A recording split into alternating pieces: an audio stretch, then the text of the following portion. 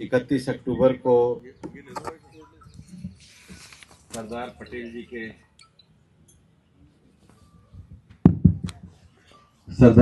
जी के 150वीं जयंती पर आयोजित इस यूनिटी मार्च में अलवर के इस कार्यक्रम में हमारे बीच में उपस्थित हमारे अलवर के लोकप्रिय विधायक, राजस्थान सरकार के मंत्री श्रीमान संजय शर्मा जी,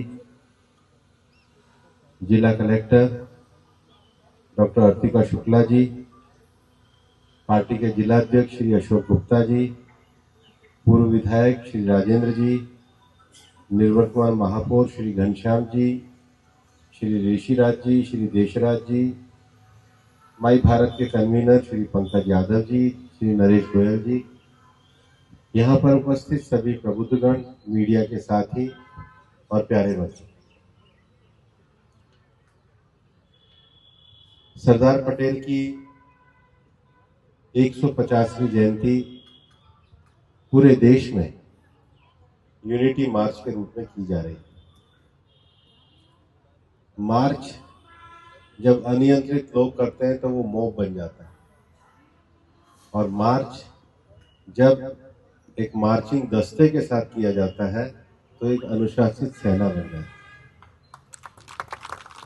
और इसलिए जिस आत्मनिर्भर भारत और स्वदेशी भारत की बात हम करते हैं, उसमें देश को एक ऐसी युवा पीढ़ी चाहिए जो एक यूनिटी के साथ, एकता के साथ देश के लिए काम करे।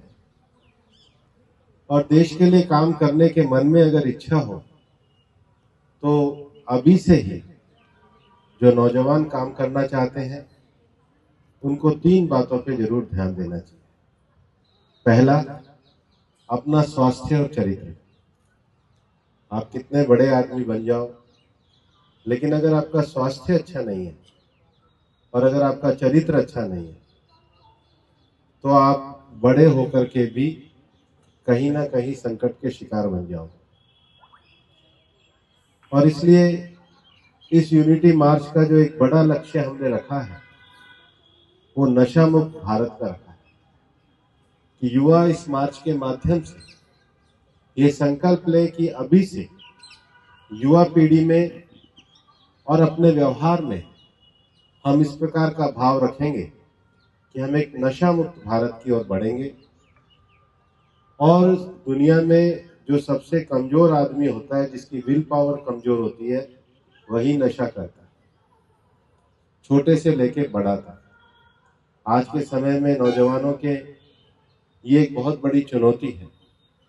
और इसलिए पूरे यूनिटी मार्च में जो यात्रा हम आयोजित कर रहे हैं वो इस नशा मुक्त भारत के लिए नौजवानों को सरदार पटेल से प्रेरणा लेके एक अपने स्वास्थ्य के प्रति ये जो 8 किलोमीटर 10 किलोमीटर रोज चलने की बात हम करते हैं, बीच में प्रधानमंत्री जी ने भी आह्वान किया था, जो फिट है वो हिट है, वरना कुछ दिनों में बहुत बड़े डॉक्टर इंजीनियर बन जाओगे और अगर डायबिटीज ज्यादा हो गई तो करोगे क्या, हार्ट का ऑपरेशन हो गया तो करोगे क्या। इसलिए अपने आप को फिट रखना बहुत जरूरी है, ये पहला उद्देश्य है। दूसरा, हम जीवन में अच्छा चरित्र लेकर के आगे बढ़ते हैं, लेकिन अगर हमारे पास कोई स्किल नहीं है तो स्किल नहीं होने के कारण हम आगे तरक्की नहीं कर पाते। स्किल के बहुत सारे आयाम होते हैं। लोगों से अच्छा, कोई बहुत अच्छा पढ़ने वाला है लेकिन उसका कम्युनिकेशन अच्छा नहीं है, कोई बहुत चीजें जानने वाला है लेकिन टेक्नोलॉजी के मामले में वो पीछे है, कोई बहुत बढ़िया ढंग से सारे विषयों को रखता है लेकिन उसके पास अपने आसपास के वातावरण को साफ रखने का स्किल नहीं है। स्किल का अर्थ ही यह होता है कि अपने जीवन में अपने काम को पूरी क्षमता के साथ, एकाग्रता के साथ और पूरी विशेषता के साथ किया जाए। तो इस मार्च का दूसरा उद्देश्य है कि हम लोग ऐसे नौजवान पीढ़ी का निर्माण करें जो स्किल हो। और तीसरा, हमारे जीवन का एक उद्देश्य होना चाहिए। हमारे जीवन का सबसे बड़ा उद्देश्य ये है कि मनुष्य के रूप में हमको ये जो जीवन मिला है और आगे आने वाले समय में अपने जीवन में जो आप अपने सामाजिक पारिवारिक जीवन में 5 साल 10 साल बाद अपने शिक्षा के अध्ययन को पूरा करने के बाद जाएंगे, तो एक अच्छे नागरिक के रूप में आप इस देश के लिए कार्य करें। एक अच्छा नागरिक माने कि हम देश के प्रति जो राष्ट्रीय कर्तव्य हैं उन कर्तव्यों को पूरा करेंगे। और बाद में आपको कोई भी जिम्मेदारी मिले, इंजीनियर बनो, डॉक्टर बनो, व्यापारी बनो, कृषक बनो, कुछ भी बनो, लेकिन आप एक अच्छे नागरिक बनो ताकि आप अपना ये जो मनुष्य का जीवन है इसको एक अच्छे नागरिक के रूप में, एक सम्मानित व्यक्ति के रूप में समाज में जिए। और तीनों ही बातें जिसमें होती है, जिसके पास चरित्र, जिसके पास कौशल और जिसके पास अच्छा नागरिक भाव होता है, वही जीवन में सम्मान पाकर जाता है। एक भगवान रामायण में प्रसंग आता है जिसमें भगवान राम कहते हैं कि जीते जी अपयश मत देना। अगर जीते जी किसी को अपयश मिलता है तो वो उसका मौत से भी खराब होता है। अपने जीते जी अगर बदनामी को लेकर के जीवन जीते हो तो समाज में आंखें नहीं मिला पाते। और इसलिए सरदार पटेल के 150वीं जयंती में हम भारत की गौरवशाली युवा पीढ़ी का निर्माण करना चाहते हैं। आज केवड़िया में मुझे तो पता नहीं है कि कितने लोगों ने यहाँ पर केवड़िया का वो एकता नगर देखा है, लेकिन मैं माय भारत के लोगों को कहना चाहता हूँ कि जो अच्छे वॉलंटियर हो उनके केवड़िया भ्रमण का प्रबंध करो, व्यवस्था हम करेंगे। और जो बेस्ट वॉलंटियर हैं वो देश के एकता के उस स्थान को जरूर देख करके आना चाहिए। सरदार पटेल अपने जीवन में बड़े बैरिस्टर थे और बैरिस्टर होने के साथ उन्होंने देश की आज़ादी के लिए अपने कैरियर को छोड़ा था और कैरियर को छोड़कर उन्होंने खादी को ग्रहण किया, स्वदेशी भारत के लिए काम किया, गांधी जी के लिए काम किया और देश की एकता के लिए काम करने का प्रयत्न किया। अंग्रेज जब हमारे देश को आज़ादी दे के जा रहे थे तो अपना षड्यंत्र करने से नहीं चूके। उन्होंने इस देश को 2 भागों में बांटने का भी प्रस्ताव किया, उस समय इस देश के टुकड़े करने का प्रस्ताव किया, लेकिन अगर अंग्रेजों की चलती तो देश अनेक टुकड़ों में होता। उस समय देश के जो 500 से ज्यादा जो रियासतें थी उन रियासतों को एकीकरण के सूत्र में बांध करके, और उस समय तो गुजरात में जूनागढ़, दक्षिण में हैदराबाद और भारत के उत्तर में कश्मीर, 3 रियासतों के जो विलय के प्रश्न थे उसमें 2 को तो सरदार पटेल ने पूरी तरीके से सुलझाने का काम किया। वरना आप कल्पना करो कि भारत के दक्षिण के बीच में हैदराबाद, इधर गुजरात में जूनागढ़ और कश्मीर होता तो एक लगातार नासूर देश के लिए बना रहे।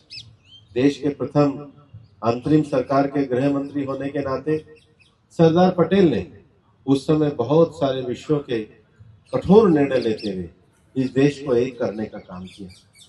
और उसके साथ ही जब भारत का संविधान बन रहा था, आज हमारे संविधान में हम नागरिक अधिकारों की बात करते हैं, हम संविधान के प्रस्तावना और उद्देश्यों की बात करते हैं, आज हम अपने और उद्देश्यों की बात करते हैं, आज हम अपने संविधान के माध्यम से जो हमने संस्थान डेवलप करे, भारत में एक निष्पक्ष चुनाव आयोग स्थापित किया, भारत में विधायिका के निर्माण के लिए संसद की स्थापना करी, भारत में न्याय देने के लिए न्यायालय को एक विशेष शक्तियों के साथ किया गया, भारत में ऑल इंडिया सर्विसेज का गठन किया गया, भारत में संघीय राज्य की कल्पना की गई और नागरिक अधिकारों के साथ ही साथ राज्य को भी शासन कैसा चलाना चाहिए, राज्य के लिए दिशा निर्देशक सिद्धांत तय किए गए।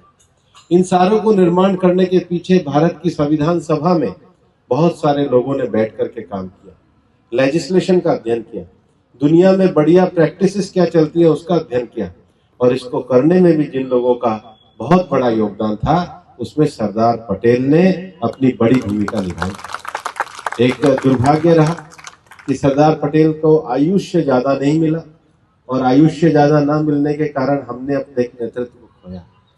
लेकिन किसी व्यक्ति के जीवन में नेतृत्व करने के लिए दृढ़ता कैसी होनी चाहिए, किसी व्यक्ति के जीवन में नेतृत्व करने के लिए 24 घंटे अनथक भाव से परिश्रम करूं, ये भाव कैसा पैदा हो सकता है।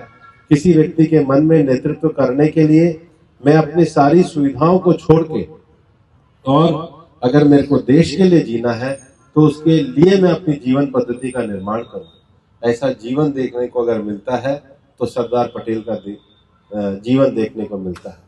नाम तो उनका वल्लभ भाई पटेल था, लेकिन आप ये मान करके चलो कि किसानों के लिए उन्होंने जामडोली के किसान आंदोलन का नेतृत्व किया था, और नेतृत्व ऐसा किया, गुण ऐसे थे, योग्यता ऐसी निर्मित करी कि लोग उनके असली नाम को भूल गए और ये मान के चलने लगे कि नेतृत्व करने का अगर कोई एक व्यक्ति है तो उसका नाम सरदार है। ऐसे सरदार पटेल थे जिन्होंने अपने कृतित्व से लोगों के बीच में अपने इस विशाल उपाधि और नाम को स्वीकार किया। आप ये मान के चलो, बहुत आसान नहीं होता है। लोग आपको 20 साल 30 साल में भुला देते हैं, लेकिन आज तो उनकी 150वीं जयंती है, और 150वीं जयंती में सरदार पटेल की जो प्रतिमा बनी है, वो प्रतिमा इतनी ऊंची प्रतिमा बनी है कि आज लोग उसको देख करके आश्चर्य करते हैं। आप ये मान के चलना, मैंने जो 3 बातें आपको कही है, आप मेरी बात को याद रखना। अगर अच्छा चरित्र आपका होगा, अच्छे चरित्र के साथ स्वास्थ्य आपका होगा, जीवन में अच्छा स्किल अगर आपके पास होगा, और आप अगर अच्छे नागरिक होंगे तो आप भी एक दिन सरदार बनेंगे। सरदार बनने के लिए तीनों चीजें चाहिए, और सरदार बनने की तीनों चीजों के लिए आज सरदार साहब को स्मरण करते हुए हम पूरे देश के नौजवानों के लिए इस यूनिटी मार्च का, मार्च माने व्यवस्थित तरीके से चलना, मार्चिंग दस्ते के रूप में चलना, उद्देश्य के साथ चलना मार्च होता है। जो बिना उद्देश्य के चले वो मोब होता है, इसलिए मोब और मार्च में अंतर होता है। मार्च माने जो एक निश्चित उद्देश्य के साथ चलता है, और निश्चित उद्देश्य के साथ चलने के लिए अपने जीवन को गढ़ना पड़ता है, और गढ़ने के लिए प्रेरणा चाहिए होती है। वो प्रेरणा देने का काम हमारे लिए सरदार साहब करते हैं। मैं तो कहना चाहूंगा कि आपको सरदार साहब की जीवनी, आपको गांधी जी की जीवनी, इन चीजों को पढ़ना चाहिए। पढ़ने से हमारे मन के अंदर बहुत सारी चीजें हैं, और बच्चों से तो मैं कहना चाहूंगा कि 50% व्हाट्सएप यूनिवर्सिटी में पढ़ा करो, 50% किताबों में पढ़ा करो। किताबों में 50% पढ़ोगे तो असली ज्ञान पाओगे, वहां कितना असली है मुझे पता नहीं, लेकिन साल में, मैं तो वैसे अपने नियम तय कर रखा है कि मैं महीने में 1 किताब पूरी करता हूँ, 1 किताब। लेकिन मैं बच्चों को कहना चाहता हूँ साल में 1 किताब पूरी करना। मैं पढ़ाई छोड़ने के आज 30 साल बाद भी 1 किताब महीने में जरूर कोई ना कोई पढ़ता हूँ। एक अच्छी किताब जीवन में जरूर पढ़ा करो। मैं ये नहीं कह रहा हूँ कि कोर्स के अलावा एक कोई प्रेरणादायी आत्मकथा, एक कोई विज्ञान की चीज, एक कोई इतिहास की चीज, एक कोई संस्कृति की चीज, एक कोई टूरिज्म की चीज, कोई एक अच्छी किताब पूरे साल में 1 पढ़ा करो। हिंदी में और अंग्रेजी में दोनों में पढ़ा करो। अंग्रेजी में भी पढ़ोगे तो नॉलेज ज्यादा आएगी, लेकिन एक किताब अपने कोर्स के अलावा पढ़ा करो। जीवन में अच्छी स्वास्थ्य और चरित्र, अच्छा कौशल और नागरिक कर्तव्य के भाव को हम पैदा करें। इसके लिए सरदार पटेल साहब की 150वीं जयंती पे पूरे देश में इस मार्च का कार्यक्रम किया। आज अलवर में ये मार्च है, बाद में हम अपने लोकसभा क्षेत्र में 3 और मार्च करने वाले हैं। सरदार पटेल की इस जयंती पर हमने ऑनलाइन डिजिटल निबंध प्रतियोगिता का आयोजन किया है, हमने रील का आयोजन किया है, हमने क्विज का आयोजन किया गया है, और जिसमें जो बच्चे चुने जाएंगे उसमें से चयनित बच्चों को हम लोग करमसद से, सरदार पटेल की जन्मस्थली से और एकता नगर की पदयात्रा में भी भेजने वाले हैं, उनकी लीडरशिप के लिए भी भेजने वाले हैं। तो मैं आपको ये भी आह्वान करता हूँ कि जो हमारे माई भारत के वॉलंटियर्स ने जो ये प्रतियोगिताओं का आयोजन किया है, इन प्रतियोगिताओं के आयोजन में भाग लीजिए और माई भारत से जुड़ करके देश निर्माण और स्वदेशी भारत के लिए करिए। और मैं आपको ये भी शुभकामना देना चाहता हूँ कि आज तो 2025 का भारत है, 2047 का जो विकसित भारत बने उसके आप नेतृत्वकर्ता भी बने, उसके लीडर भी बने। आप सबको बहुत बहुत शुभकामनाएं। जय हिंद, जय हिंद।